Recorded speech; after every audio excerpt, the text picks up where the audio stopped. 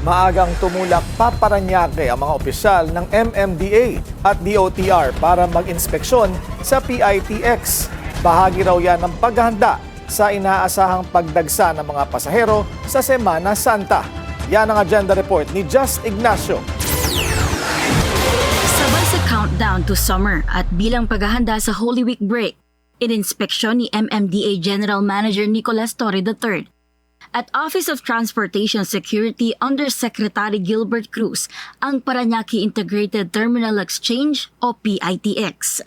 Alas 6 ng umaga nitong Biyernes, sinimula ng inspeksyon sa entrance ng terminal.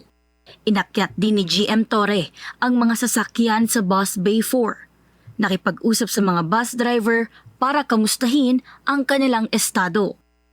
Sa MMDA naman, gusto namin ng makapagbigay sa ating mga kababayan na mga gumagamit ng mga lansangan natin ng ligtas at an experience that is easy sa kanilang araw-araw na pagbibiyahe.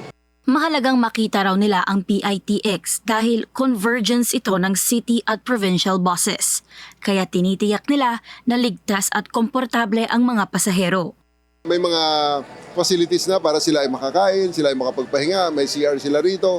Kung konting wash up, konting refresh bago sila sumakay sa kanilang mga sasakyan kung saan man sila patungo.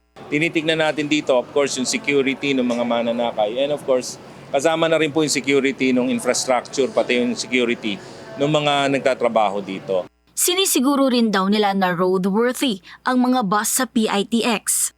Ayon kay Undersecretary Cruz, ayon naman din anya nila na from time to time ay may matatanggap silang reklamo. Kaya maaga pa lang ay ginagawa na nila ang lahat na pwede nilang gawin. Mayroon rin daw silang mga ipapatupad na bagong safety measures.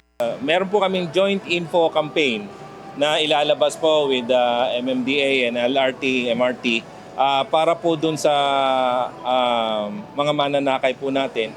They will be placed in the areas po dito na madali po nilang malalaman yung mga pagbabago. Nilibot din kanina ng mga opisyal ang isang capsule hotel sa PITX kung saan pwedeng magpahinga ang mga pasahero sa presyong abot kaya. Sa ngayon, maayos ang naging assessment at patuloy na tinitingnan ng MMDA at OTS ang mga dapat pang pagbutihin sa terminal. Para sa agenda, Just Ignacio, Billionaire News Channel.